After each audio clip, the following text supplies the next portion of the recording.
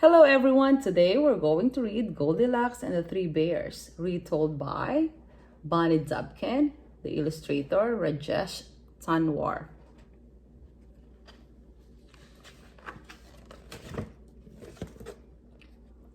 Once there was a little girl with a bright, happy smile and long, curly blonde hair. Everyone called her Goldilocks. Goldilocks lived in a cottage by the edge of the woods. Always curious, she wondered what was in those woods. "May I go for a walk in the forest?" she asked her parents one day. "No," said her mother, "the woods are too big. You might lose your way." "No," said her father, "the woods can be dangerous. You might get hurt. Promise us you won't go into the woods," her parents said together. "I promise," sighed Goldilocks. One day, though the sun was shining, the air felt fresh and cool, and the branches of the trees seemed to be waving at her. Goldilocks thought about her promise. "I probably shouldn't go into those woods," she said, but she did. Now, deep in the woods, there was another cottage, and in this cottage lived three bears. Papa Bear was a great big bear with a great big voice. He liked to fix things around the house, and he loved to cook. Mama Bear was a medium-sized bear with a soft, sweet voice. She liked to work in the yard, and she loved to sing.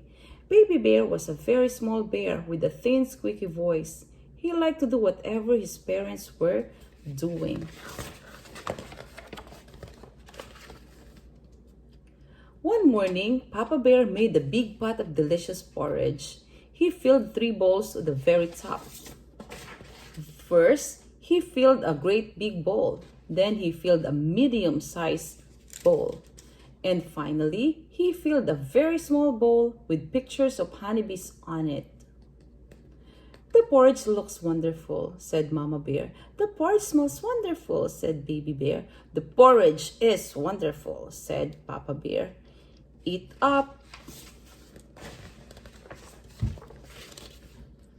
"Yow!" cried Baby Bear. "This porridge is too hot." "He's right," said Mama Bear, looking at Papa.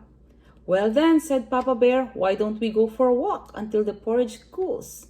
"Hooray!" said Baby Bear, fanning his tongue, and they set off into the woods.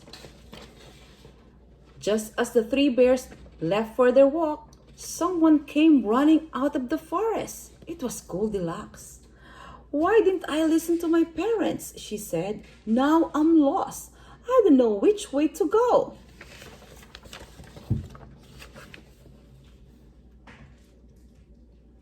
Then Goldilocks saw the cottage. Always curious, she wondered who lived there. She knocked on the door. "Hello," she said. "Is anyone home?"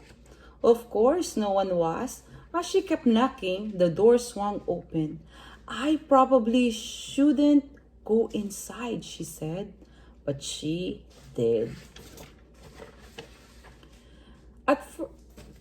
The first thing Goldilocks saw was a cozy living room.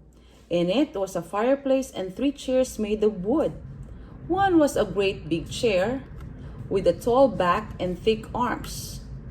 One was a medium-sized chair. It glowed in the light and had soft, fluffy cushions. And one was a very small chair with butterflies painted on it.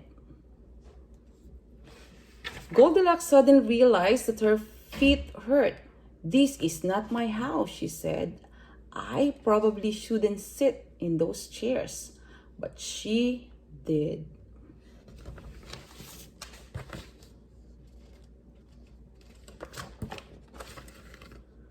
First, she sat in the great big chair. The scratchy wood left splinters in her bottom. "Ouch!" she said. "This chair is too rough." Next, Goldilocks sat in the medium-sized chair. The chair was so slippery, she slid right off. "Whoops!" she said. "This chair is too smooth." Finally, She sat in the very small chair. Ah, sighed Goldilocks, this one is just right. Crush, the chair broke all to pieces. Oh no, said Goldilocks. Look what I've done. I have to leave. But then she smelled a wonderful smell.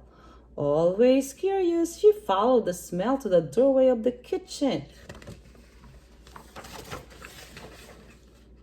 On the table in the kitchen, Goldilocks saw 3 bowls. The wonderful smell was coming from them. Suddenly, Goldilocks realized she was very hungry. I probably shouldn't taste what's in those bowls, said Goldilocks, but she did. First, she tasted the porridge in the great big bowl. Ow, she cried, this porridge is too hot. Next, she tasted the porridge in the medium-sized bowl. Ew, she said, this porridge is too cold. Finally, she tasted the porridge in the very small bowl. It wasn't too hot and it wasn't too cold. Yum, said Goldilocks. This porridge is just right. And she ate it all up.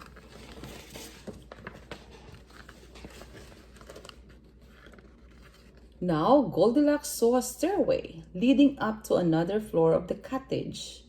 Always curious, she wondered what was at the top of those stairs. I probably shouldn't go up there, she said. But she did. At the top of the stairs, Goldilocks saw 3 beds. One was a great big bed that was painted blue. One was a medium-sized bed that was painted red. And one was very small bed with a blue and red frame. Suddenly, Goldilocks realized that she was feeling very sleepy. I probably shouldn't try those beds, she said. But she did.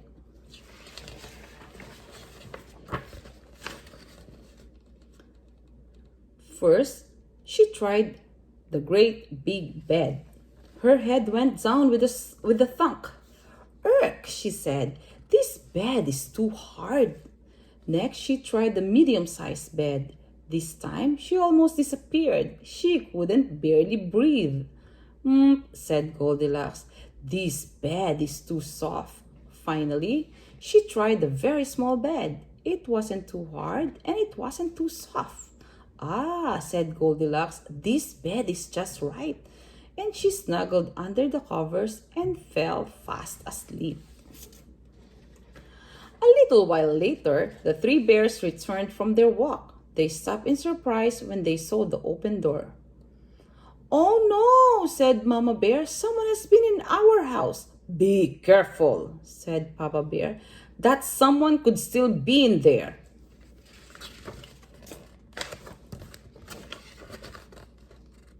The 3 bears tiptoed into the living room. Someone's been sitting in my chair, grumbled Papa Bear. Someone's been sitting in my chair, gasped Mama Bear. Someone's been sitting in my chair, squeaked Baby Bear, and that someone broke it all to pieces. They hurried into the kitchen. Someone's been eating my porridge, roared Papa Bear. Someone's been eating my porridge, cried Mama Bear. Someone's been eating my porridge, squeaked Baby Bear, and that someone ate it all up. Now the 3 bears rushed up the stairs. Someone's been sleeping in my bed, growled Baby Bear. Someone's been sleeping in my bed, whispered Mama Bear. Someone's been sleeping in my bed, squeaked Baby Bear, and that someone is still there.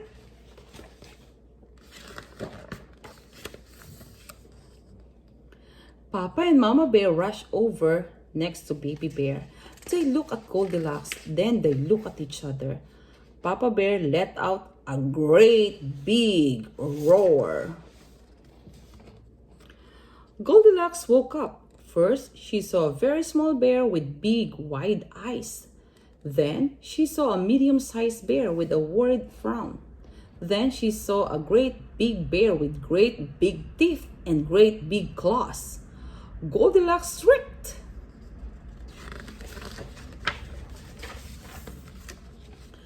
Goldilocks jumped out of bed, rushed across the bedroom, leaped down the stairs, ran through the kitchen, raced across the living room, and burst out the door. She ran and ran and ran until she saw her own cottage through the trees at the edge of the forest.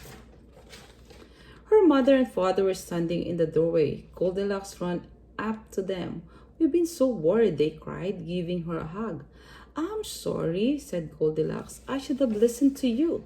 But at least you're safe," said her father. "Come in the house. I'll make you something to eat."